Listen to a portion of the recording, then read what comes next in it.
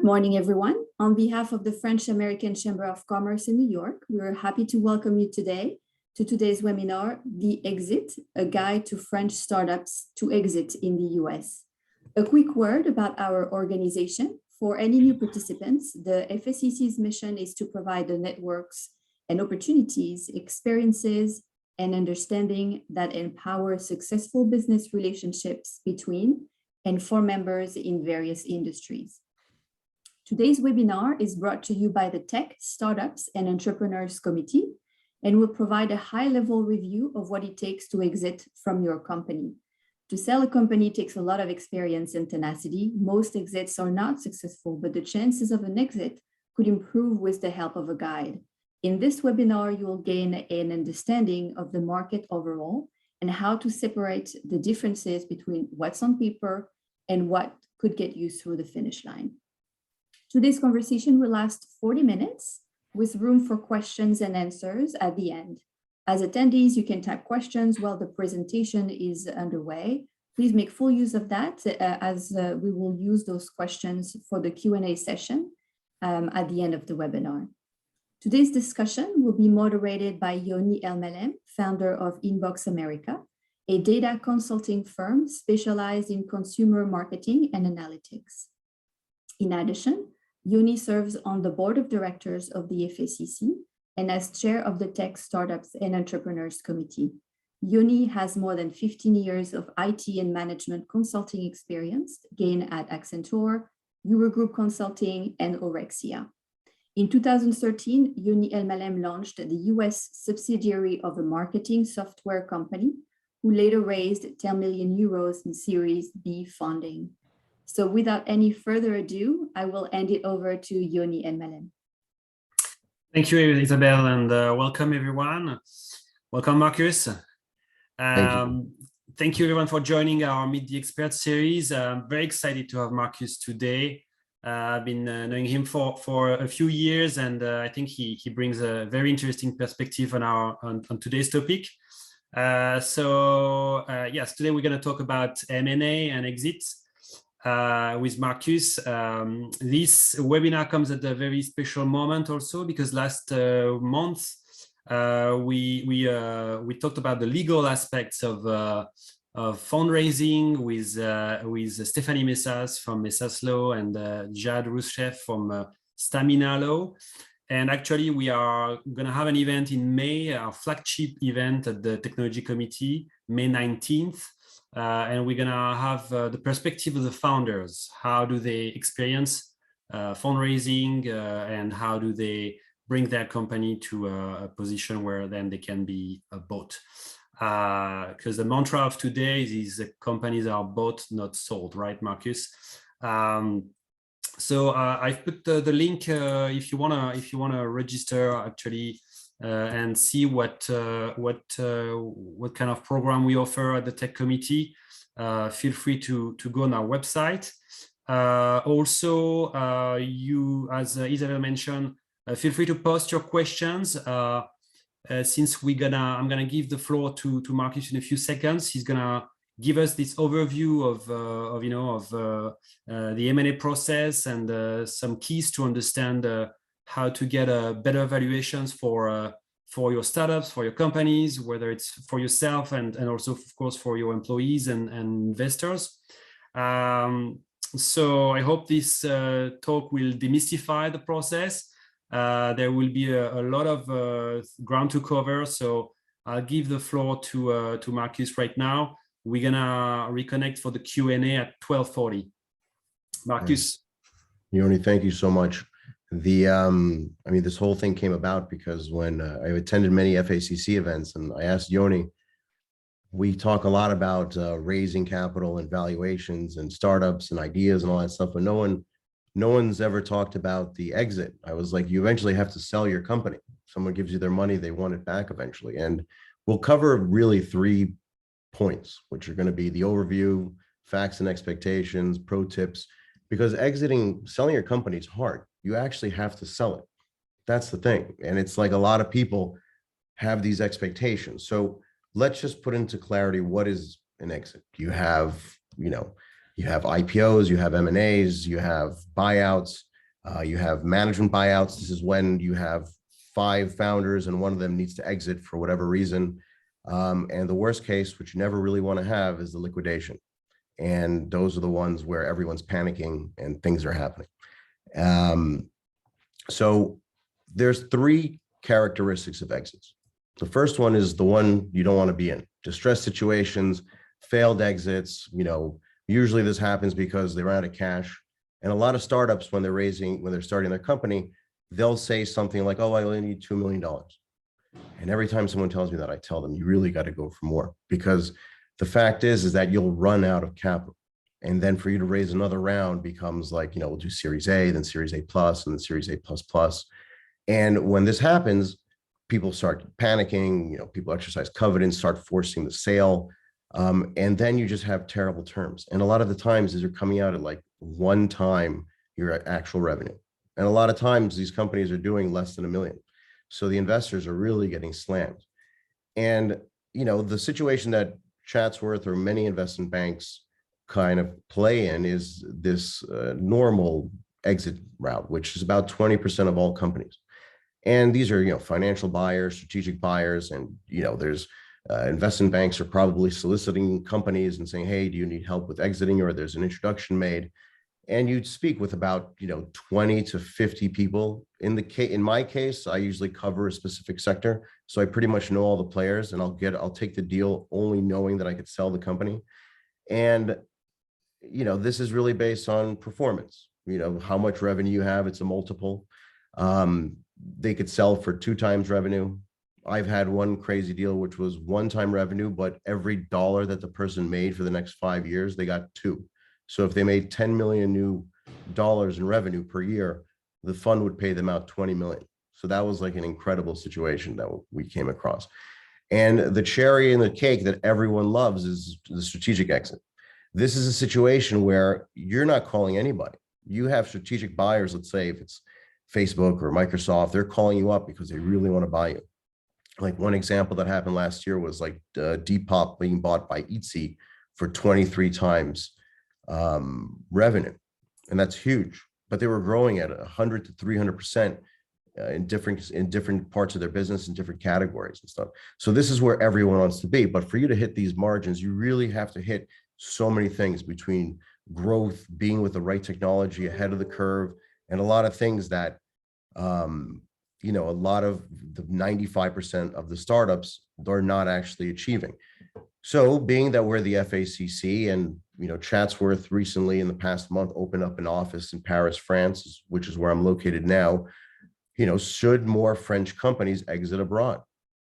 And, the answer is yes. The reason being is that global M&A last year was 5.1 trillion, but US took 60% of that. And in France, you have around 20% or less of M&A deals that are happening in this country are happening internationally. And the rest, the light blue line, is all the domestic deals. But when you look at it from a dollar per dollar perspective, that 20% is always outperforming the 80% done domestically. So, but when we speak with a lot of companies here, or especially even with investment banks or private equity funds, they're usually chasing countries that speak French. Well, Chatsworth speaks French, and there's a lot of opportunities. And there seems to be a lot of companies that I'm speaking to, strategics, that would love to enter the market. And there's just not enough of those deals being shown to that market. And in France, you had great M&A deals last year. But most of these big M&A deals were basically the companies that like, Asmundi Gaming, Suez, CNP, Assurance. And the fact is that like they should be bigger deals, because not every month you had $1 billion deal. And you can't say that these companies are all unicorns. They've been around, they've established themselves and everything. And the same thing with the stock market. You only have 13 stocks of French companies listed on the exchange. You have 89 that are over the counter, but that means that you don't have coverage, you don't have market makers or any of those things. And what's important is that like it just adds more value and provides better liquidity for all the companies. So if they want to raise, like if Criteo wants to raise more money, they could go to the market and raise the money much faster than working in a private market. So let's talk about the exit. facts and expectations, what's actually happening, because what do we all love? Bubbles. Everyone loves bubbles. And every time, like we were saying before with Yoni, a lot of these conversations that we're having are usually focused around capital raising, valuations, or maybe it's a private equity firm talking about something. And when we do talk about exits, it's maybe like that rare unicorn that really performed in a stellar big way. And it's like, oh, it's so easy. Of course, because they did a stellar unicorn massive exit. But we really need to distinguish the VC valuation, the buyout valuation, because remember from the fourth slide, most companies are entering liquidation, running out of cash. They're forced to maybe sell or merge with other companies. I mean, that's extremely important to understand, because what happens is a lot of times founders are getting stuck with the idea that they're worth a certain amount of money that they agreed with with the venture capital firm. And venture capital firms are extremely important. They are structured and set up for you to succeed, for you to win, for you to raise money, to grow. But the thing is that they're in the business of sensationalizing. They want to push up values as much as they can. And the fact is that today you have 1,000 unicorns, I believe, in the market.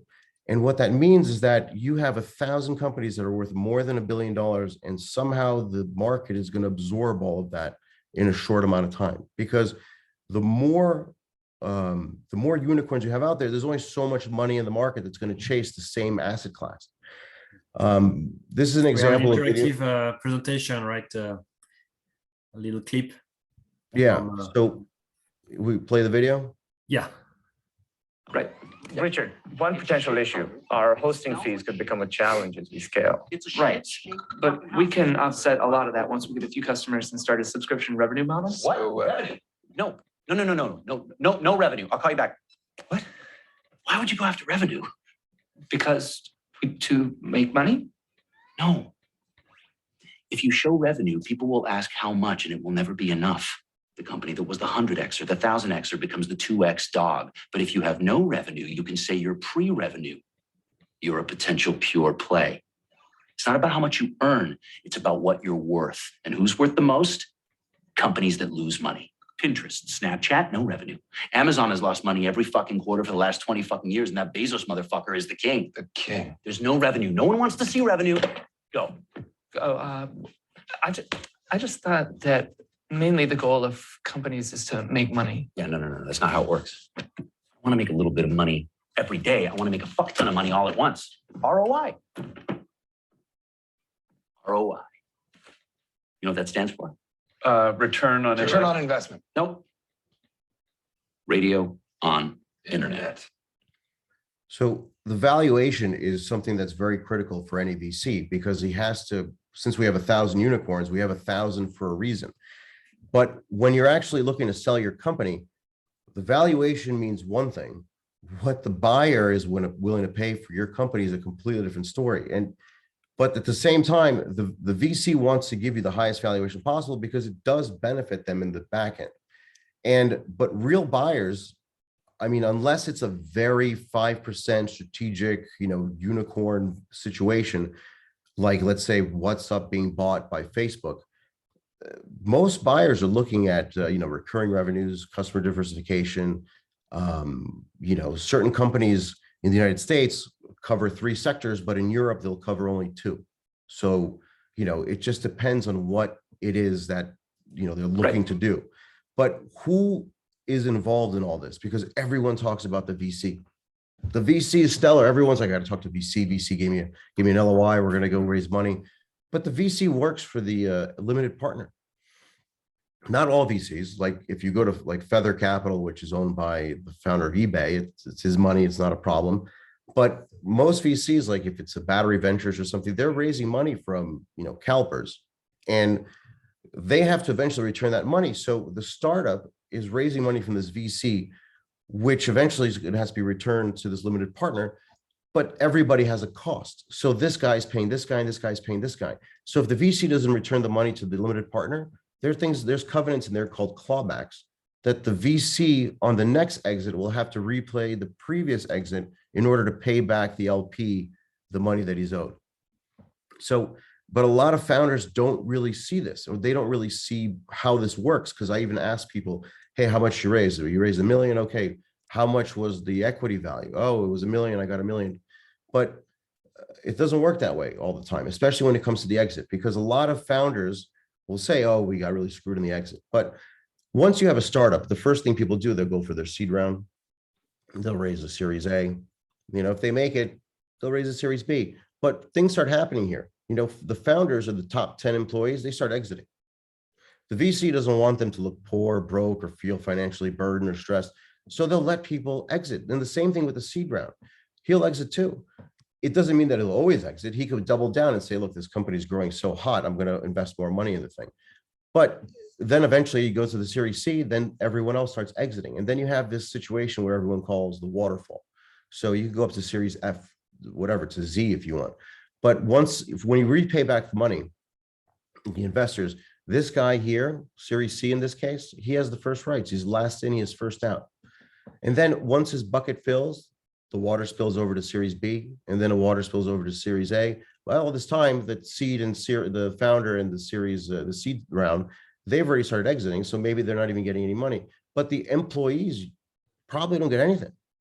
And if it's an IPO situation, maybe their 10 shares becomes 1 share, and then those shares become restricted for 1 year and they can't sell. And the reason why they can't sell is because they don't want all the employees dumping all their shares, putting a lot of downward pressure on the stock, because all the employees want to cash out and buy their whatever they have in mind, like a Ferrari, a house, or anything.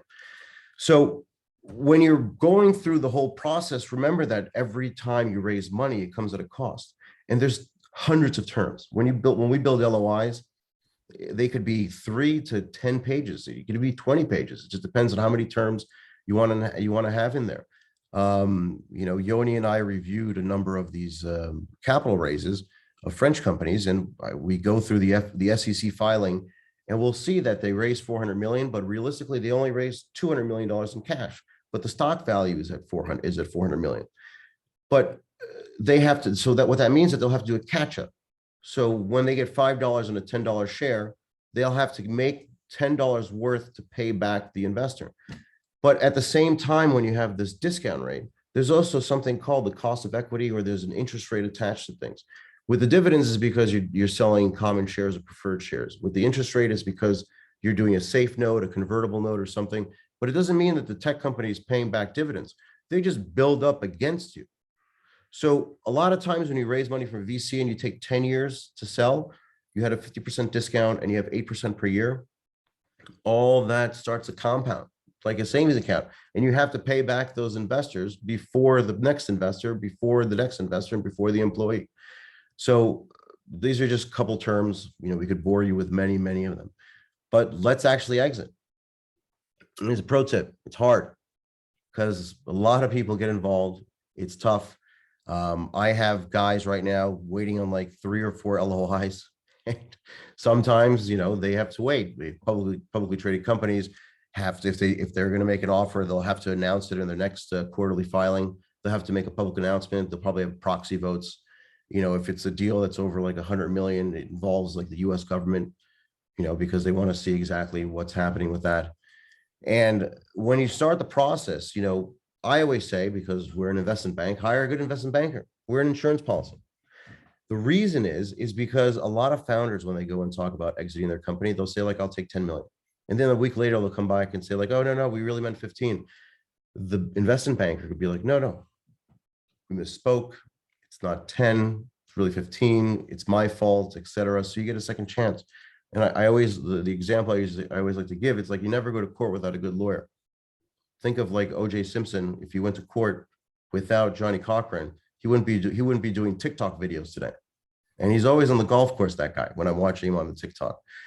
So when you're actually going to prepare for an exit, there's a ton of things you have to do. These are just some things we go over quickly. But the first, Marcus, just a minute, I take the opportunity to tell our audience to send questions if they already have some, because that's the main point also of the webinar is really to answer founders' questions or whatever you need to know, and we are happy to have Marcus today with us. So it's very valuable to have you. So feel free to post a question on the Q&A as we go over the presentation. Well, I mean, as we get deeper into this, we'll get through. I'm sure that more questions will come up when you actually get to the back end part. So a lot of companies that we talk to, sometimes they don't have a good accountant, so we have to redo all the accounting. Sometimes people are booking things in their balance sheets in ways that they shouldn't be booking it. A lot of companies, when you sell your company, there's the M&A closing is like the marriage. Then you actually have the rest of your lives. So make sure your back office matches with the buyer. Like if most people are using Salesforce, get Salesforce. There's a lot of companies that build their own custom in-house CRM. And usually what happens is for you to port over the databases, it's impossible because you'll have 20 different databases and it just never works, or it just takes a tremendous amount of time.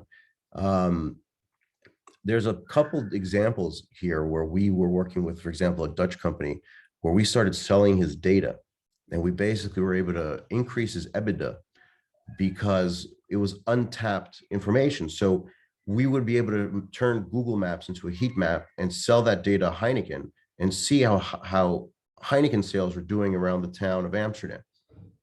Yeah, they were willing to pay $10, 10 euros per month per location. But there's plenty of things. I mean, like realistically, when you work with an investment bank, where you work in any kind of exit, you need to have a process because it really comes down to control. And it's not like the game of soccer where you could pass the ball back and still score a goal. If you go backwards on an M&A deal, it's very difficult to have things changed. So the first thing we always do is you really got to do the preparation. And you'll get the financials, set up data rooms, brainstorm, but you really set up the story. And you always have to put your best foot forward because a lot of times that you're exiting, there's many reasons why people exit. But the story is extremely important, and every one of the management team, all the C-level guys, everyone who's going to be involved has to have the exact same story, and you have to practice this all the time. In our case, the next thing you have to do is really look over the research the target sector and all those things. In our case, we speak with the payment sector, for example, very heavily. That's a sector we cover a lot. So we know who all the players are. But when you work with a generalist, what happens is that they probably don't know everybody. So they'll have to do the research and see who's the buyer, who's this. And we always want to ask tech companies, who would be the ideal person that you would want to sell your company to? Because if you want to sell to Google and I'm going after Microsoft, that doesn't serve, it doesn't do you justice. So when it comes to working with investment banker, like in my case in the payment space, I know who the contacts are. But when you have the contact, the first thing you really want to start to do is like gather that indication of interest. And once you start gathering that indication of interest, the real first document that's being signed is the NDA. And then once you get that NDA, then you start sharing data rooms and you'll start having some conference calls. You'll do a tech review, doing some high level things. But when the investment banker really comes in, it's really to push things from the letter of intent. And that letter of intent it's really critical. It's very difficult to get to, but once it's there, it really sets everything, because the first thing everyone always focuses on is price. It's very rare that someone tells me that I would love to sell to that company because I love it so much. It's never the case. It could happen, but it hasn't happened with me. But once you get the letter of intent, it's great. You want to start doing the due diligence, and that's where people really start to, do the technical meetings. The CTO speak with the other CTO, the CFO speak with the other CFO. The lawyers are starting to, exchange contracts, and things are really starting to happen. And then once you actually finalize everything, you start going to the closing. And then this is when contracts are signed, and then, the integration process starts. And this is the marriage part, bullet point number 7. From the integration, that's the rest of your life. But most of the time, this process fails because most people don't follow or respect the steps. And especially when companies are going, the founders say, I could do it myself, they fail 80% of the time. Yeah. But and it's Marcus, for the number 8, I mean, the rest of your life, except if you're exceeding as a founder, then it's the buyer's problem. But what you're saying is you have to have your ducks in order, your IT, and everything's to facilitate the integration. Hence what you mentioned about, hey, maybe sometimes the deal will go down because of, you know, CRM integration problem or whatever, kind of like, I mean, we put the closed a buyer deal into a with, different mood. we closed a deal last year where the guy had VB6, like a 15-year-old obsolete program. It still went through, but it was because we were able to figure out the database. You know, but if we dive deeper, this is where we actually have to go to close a deal. Like if you don't have an LOI, you don't have an SPA. If you don't have an SPA, you're never going to get a signature. But the deal doesn't close until you actually go to the Department of State. In France, it's the Registre de Commerce. If it's in the Netherlands, it's the Chamber of Commerce. And if it's in Brazil, it's a cartório. It really depends. But the LOI, it's all done by the investment banker and everybody. So LOI, letter of intent. Can you Letter of tell us a intent, bit more about it? What is offer term sheet, letter of intent? Everyone calls it differently. And in this point here, it doesn't mean that I have to wait for someone to send me an LOI. There's a lot of times, or half the times, I'll send it myself, because you can't assume that the other side knows what the next step is. So a lot of times the CEO might not know. A lot of times the buyer won't know. And really what it comes down to is that the LOI are the hard points that are going to go into the contract. And what happens is that you take that LOI that's signed, you pass it over to the lawyer. The lawyer hasn't been involved in any of the steps from 1 to 5. So he has no idea what happened previously. So he's coming in fresh. That's why the LOI has to be very lock hard. The SPA is going to have a bunch of things that are going to be very country specific and very regional, everything, but you should really know exactly what you want for your company, not just money I'm talking about. I'm talking about, you know, what happens after you sell the company, what happens to the employees, what happens to, you know, the technology. Do you keep the name? Do you change the name? Do you have, you know, everything is going to be mentioned there. But once you get the signature, you still haven't gotten the money. You haven't made money on your transaction. The transaction only happens when there's an escrow agent in the United States. And he's the one that releases the capital. So until the name is changed at the Registre de Commerce, no one gets paid. Brokers don't, or investment bankers don't get paid their commissions. A lot of times, you know, even the lawyers aren't getting paid because they're dependent that the deal closes, because they'll get some kind of retainer up to a certain extent, and then that's it. But that's the end of the M&A process. Mm-hmm. And your timeline here, Marcus, is kind of like best case or scenario, right? When things are moving quite, like you probably between different of those steps, like people are kind of waiting. There are some. The best case scenario is where you have a buyer says, I want to buy your company. And then you hire me and I help you with the whole process. I've done that in 4 months. 4 months is 4 months. That is record speed. You commit with your clients. Okay. Yeah, record speed. But really it takes 6 months. I have a deal now that's going a year. You know, it's just because like market changes. You had to get a market crash in the beginning of the year. Things always change. But my job is to push everyone forward. Never go back, just keep pushing forward. But we also know what mistakes to look out for 10 steps ahead. But let's look at exits, right? The LP invests money with the VC. So here's an LP. This is CalPERS, California People's Employee Retirement Systems. They invest in 74 funds. This information is publicly available on calpers.ca.gov. And if you look at their investments, this is how they perform. The average multiple on these 74 funds, and let's say these 74 funds are investing in 10 companies each, just to keep it round. Some of them are investing 20, 30. They're getting 1.5 times multiple. Their IRR, their average annual return, 8.3. You could, and I said, you could download this data and do it yourself. This is literally what they're doing. Most of these tech startups are not performing the market. And CalPERS cost of capital is 4%. So they need to make this IRR above 4%. They're doing a good job, you know, and they're investing in battery ventures. They're with Warren Buffett, Berkshire Hathaway, a bunch of other firms. And, you know, the thing that usually creates these situations is because they didn't raise enough money. The product didn't work. But a lot of times it's, there's a lot of hesitation that happens on the part of the founder in terms of just selling his company. Because remember, the VC puts such a high value on the corporation that it gets stuck on the founder's head, and they want to have as much money as possible. But if you could exit with, $5 million, that's a lot of money in the bank for you. This is an example that I love because it's a publicly traded company that was founded by a VC. We did another deal the exact same year in the exact same sector, except that my buyer was a private company at the time. He's currently public as of November of 2021. But this company here was doing 3.2 million revenue. Remember the 2X dog from the video? They cashed out at 6.3. The VC took home 1.3 and a $1 million investment here, but the price they paid was $18 million. So the founders got this. They're going to get this maybe, but on the news they said we bought the company for $41 million. If you Google this deal, they say $41 million. It's not even true.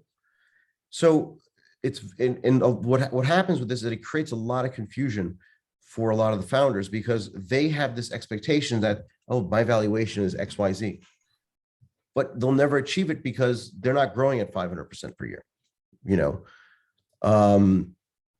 So this is pretty much it. I mean, we had, I guess, about 30 minutes. We're getting over there, but yeah, we're good on time. So yeah, you can go with the main takeaways, I guess, and then we'll switch to questions.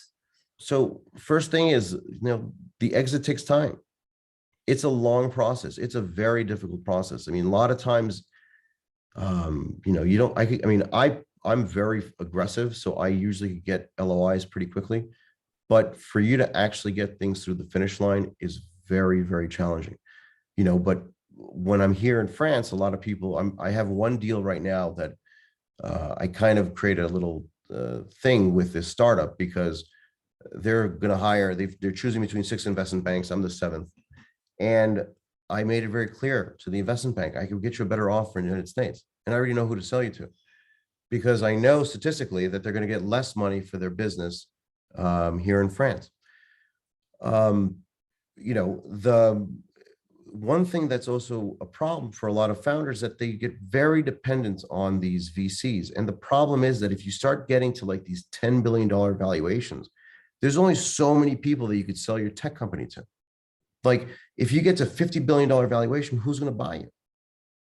How many tech companies? I mean, Microsoft could buy you, Google could buy you, but Snowflake, for example, which is that French startup in the States, maybe they can't buy you. You're too rich. Maybe you should buy them at that point. And the high valuations work very, very much in the VC's favor.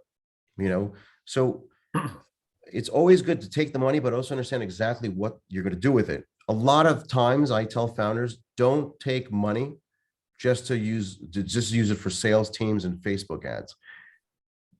Look to see if you have a competitor in the market because there's a lot of companies doing copycats. See who has a great Rolodex of clients, buy their revenue. It's cheaper. It's much easier to deal with that because you know what you're getting. With Facebook ads or having sales teams, maybe the sales teams don't really know how to sell your product. And when you're trying to exit, be very clear about that exit strategy because there's so many people.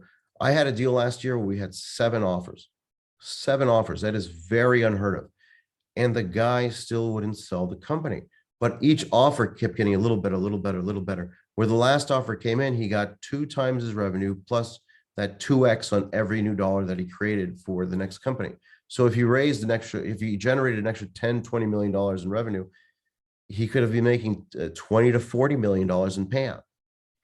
And this is exactly the problem because hesitation is the #1 deal killer in M&A. Because that specific example, what the person said is that he doesn't believe in his own company that he could actually outperform all those things. And it's completely crazy. And you actually have to sell your company. You can't maybe sell your company. Yeah. So no, that's fascinating, Marcus. And I think, there's so many things to cover, and you kind of bring,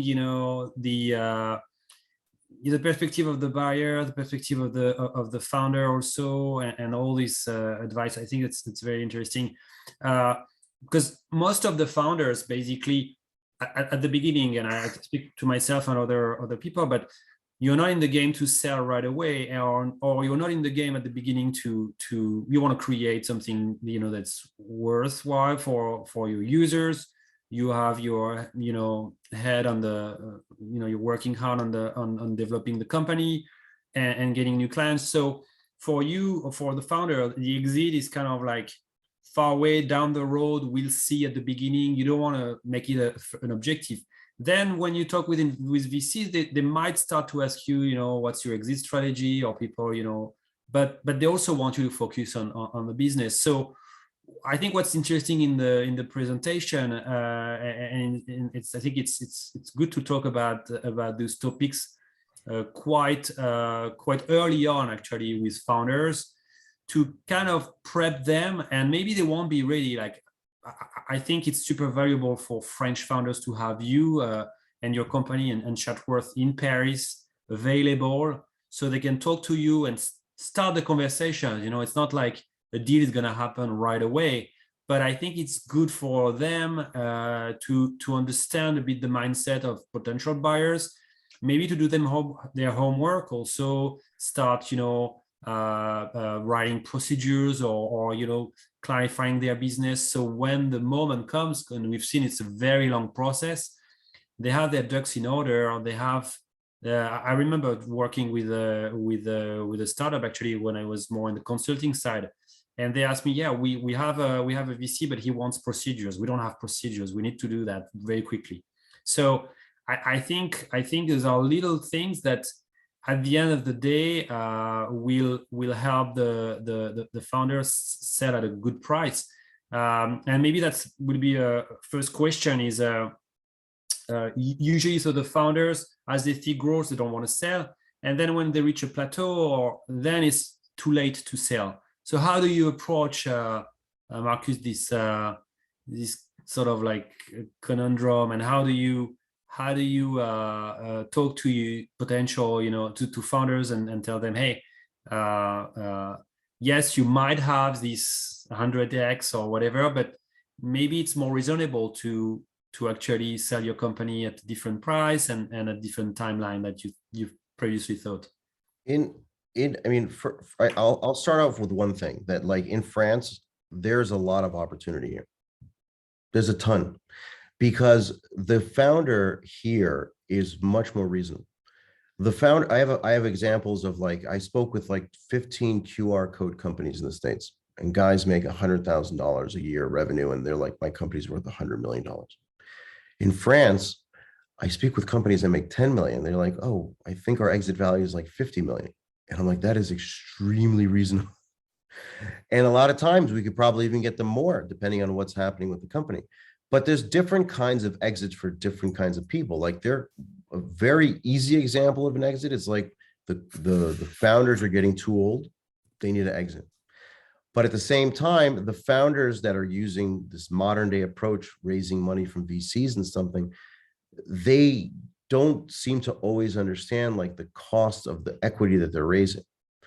And it's very important that that they take that approach. There are deals that I won't take, but at the same time, VCs, they don't always want an investment banker involved, because the investment banker takes a fee ahead of them, because there's the whole liquidation priority. Usually when you sign a term sheet with a VC, there's like, they'll say liquidation priorities based on bankruptcy law.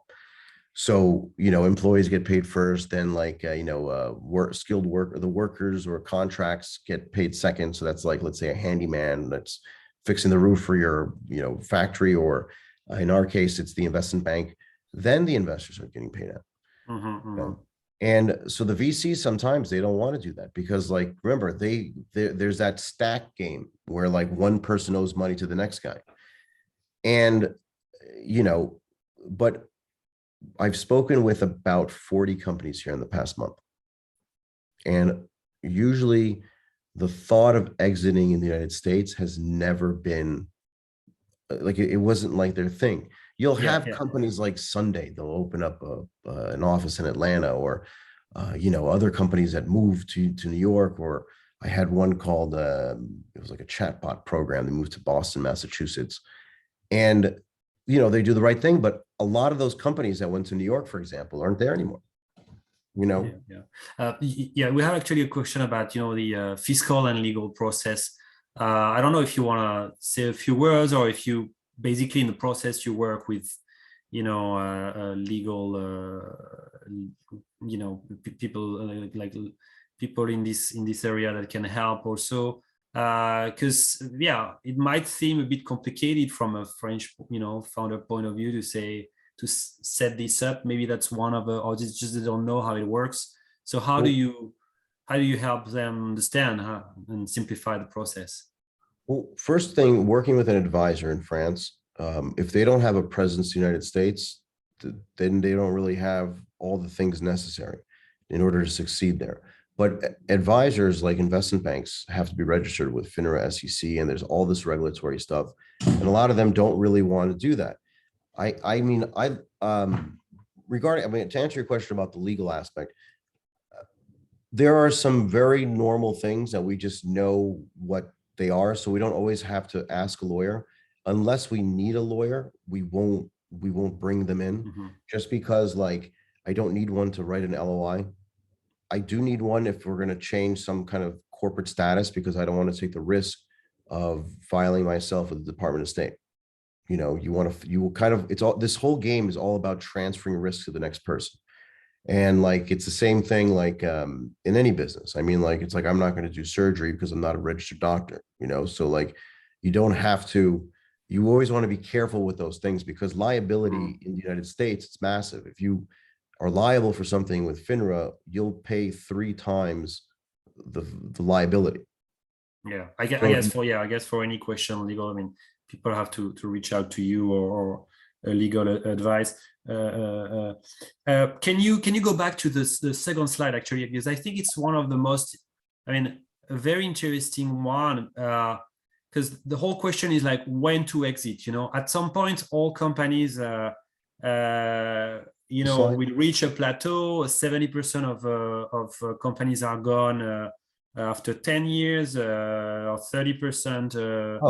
There's a company here after the first year. So you have, as a founder, I think you have to think of where you are in these 2-3 stages, and if you don't sell fast enough, then it's probably gonna be in the second one, the blue average, or the first one being yes, you built a great company, you had traction, and then you didn't have any more traction, and then you're not interesting for VCs. You cannot raise your next round, or you have to do down round. So in France, it's very easy to raise seed and Series A. But there's a company that I picked up 2 weeks ago that was generating maybe 800,000, but they needed to raise more money. They couldn't raise more money, so they went into liquidation. But they were connected with 25,000 tabacs all across France, and they had contracts with TV stations and all, Aviva, the gas stations, and all these things. And it was simply the fact that there was no Series B capital available for this person at the time. Yeah. And it's a shame, because it's just the market itself. So you have to also understand that France, for example, has a very good structure now since Macron put this 2030 plan, and ever since going to HEC here, there's so many opportunities to start a company here. And I think this is one of the best markets to do it in, because you don't have the crazy inflation, wage prices are ridiculously low. One deal we're in the process of closing now, the buyer was that can't be the salary of the CEO. Very low. And the salary of the CEO is maybe 3-4 times the value of the lowest paid employee,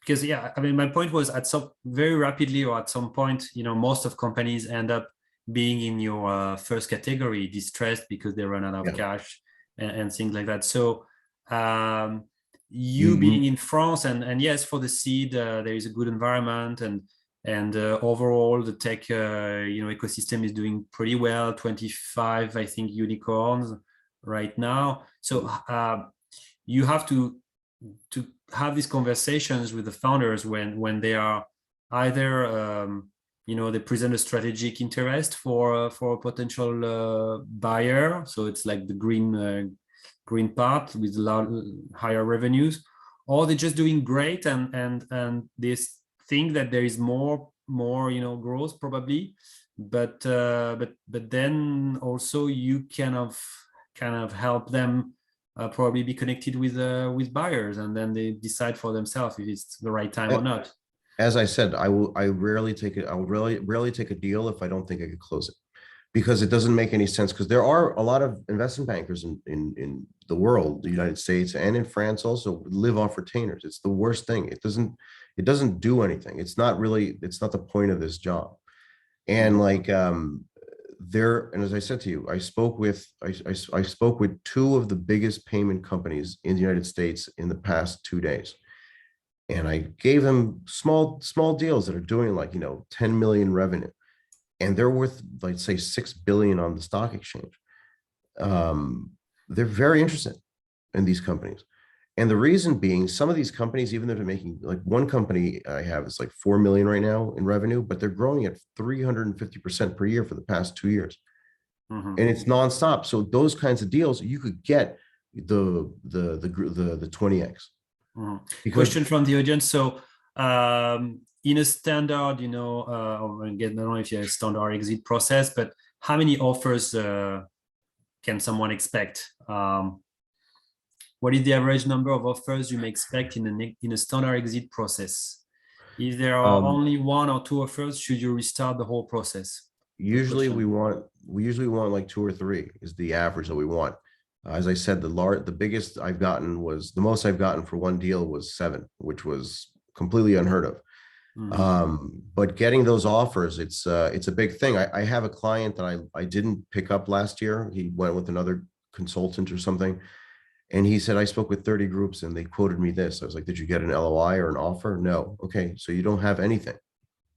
Because if you don't have, and you mentioned also, like, some founders, like coffee talk. Some founders make your work even harder by hiring, or engaging with, like, multiple investment bankers. Like you said, you were the 7th in, so that can be. That one's because we focus very heavily on, like, the payment space. It could be, so that falls into like retail tech, restaurant tech, and my background in tech is in analytics. So it's we take a very digital approach to a lot of things, but I said very clearly to 2 VCs here that are very well known in France, your deals I've seen your exits and they're not going to the United States because you post them on your website. And you go to pitchbook.com, everything's listed there.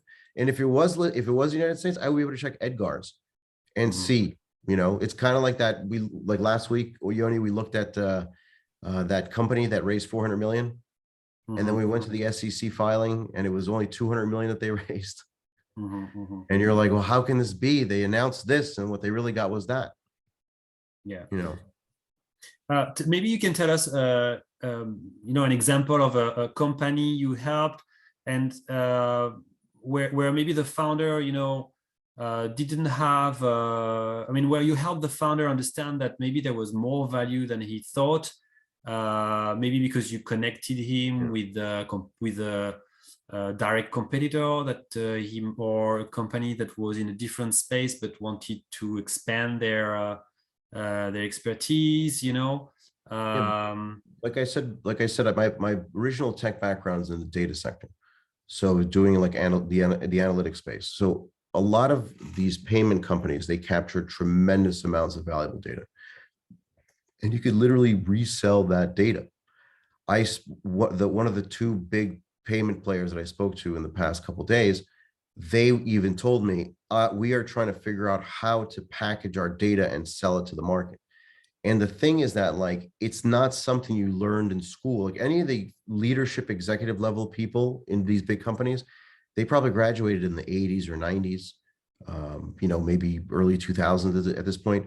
nobody was doing anything on SQL or any kind of database structures or the importance of these things. So we have, I mean, so selling data has been something that we've actually been very good at helping people increase EBITDA. And I like to do that because if I'm charging someone a retainer, I definitely want to justify finding hidden gems within their company in order to like make them more money to justify our cost. Every time you hire someone like an investment banker, will always push your price 10 to 20, 30% more if it's like a standard deal, like the blue zone here deal. Because we know that, like, you know, you want like $10 million for your company, I'll push for 15, you know, because that upside covers my cost and everything. We've even had I had a tech company in Florida that they were doing aviation technology, and the person had to acquire the airplanes. And the way that the accountant for the past like 7 years was booking it on the balance sheet, put everything on the current ratio, on the current liabilities, which means that all your debts within a year, it caused their cost of capital to be 20 to 25%. I was like, let's just restructure this. We lowered the cost of capital down to 7%, which means that we were saving the company almost $300,000 in interest charges from these loan sharks, basically. No, that's amazing. Well, I'm afraid we're reaching the end of the talk. Time flew quite fast, and I just want to thank you again, Marcus, for your time. There's so many things to say. People can reach you here directly with your email is here. I just also want to tell our audience to join us May the 19th, if they can, register to the Tech Innovator Soiree, where we'll talk also about exits, but from a founder's perspective. Thank you again, Marcus. Good luck with everything in Paris and with all the French founders there. And maybe we'll do another series later this year. Thank you, Yoni. Thank you. This has been a very, very insightful and informative exchange. Many thanks to Yoni, Marcus, for taking the time to share this knowledge and expertise with our audience. To our attendees, if you're interested in learning more about or joining the FACC network, please reach out to us and to membership at FACC-NY.org. We encourage you to visit our portal and check out all our upcoming events. Thank you very much, all, and have a great afternoon. Merci. Bye, merci.